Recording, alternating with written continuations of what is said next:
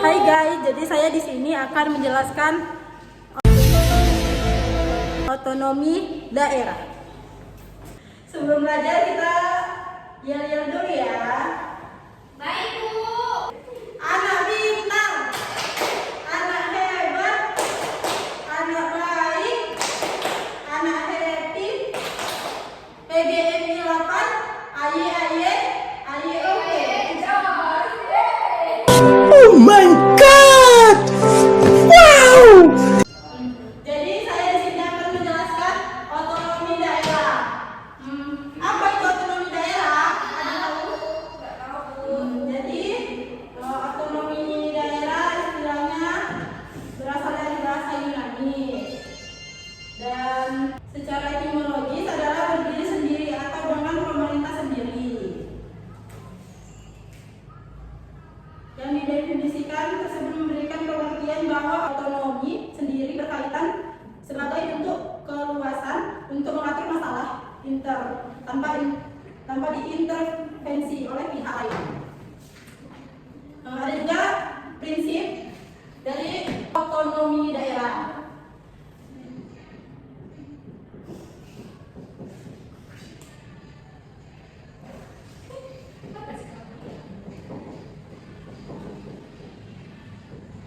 Yaitu prinsip-prinsipnya ada prinsip otonomi luas. Otonomi luas itu yang dimaksud kepala daerah yang diberikan tugas wewenang.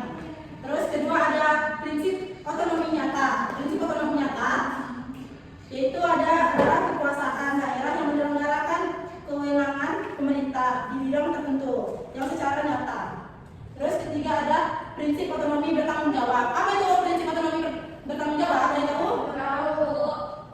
Prinsip otonomi bertanggung jawab adalah otonomi yang dalam menyelenggarakannya harus benar-benar sejalan dengan tujuan pemberian otonomi yang pada dasarnya untuk memberdayakan daerah, termasuk meningkatkan kesejahteraan rakyat. Dan ada juga tujuan otonomi daerah yang bermaksud untuk mendekatkan kekuasaan dengan rakyat.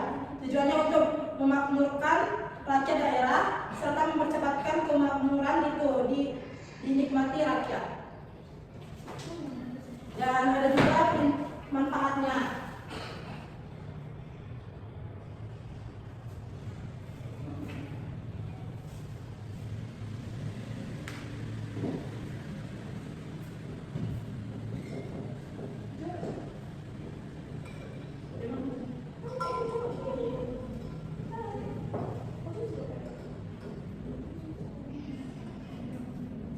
Manfaat dari otonomi daerah yaitu adalah pelayanan publik lebih cepat, tepat, meningkatkan kesejahteraan masyarakat, pemerintah pembangunan, meningkatkan partisipasi masyarakat.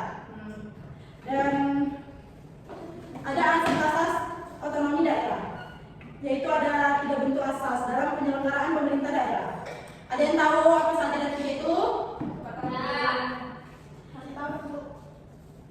Yaitu yang pertama ada asas desentralisasi yang berdasarkan perspektif administrasi. Yang kedua ada asas dekonsentrasi. Pelaksanaan asas dekonsentrasi diletakkan pada wilayah provinsi dalam kedudukannya sebagai wilayah administrasi untuk melaksanakan kewenangan pemerintah yang dilimpahkan kepada gubernur sebagai wakil pemerintah di wilayah provinsi.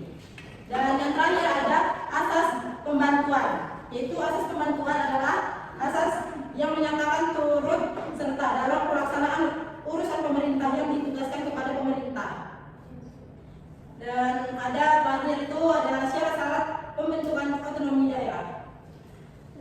Syarat-syaratnya ada administrasi, ada teknis.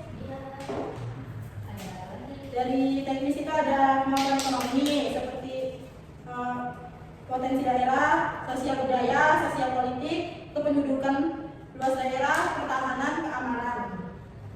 Dan ada faktor lain yang memungkinkan terselenggaranya otonomi daerah. Dan ada fisik. Yang terakhir, dari fisik itu seperti paling dekat 5 kabupaten, paling sedikit 4 kecamatan dan paling 4 kecamatan untuk pembentukan kabupaten dan paling sedikit 4 kecamatan untuk pembentukan kota. Nah, dari sini sudah paham? Terima kasih ya teman-teman. Sama. Saya tutup. Wabillahi taufiq wal hidayah. Assalamualaikum warahmatullahi wabarakatuh.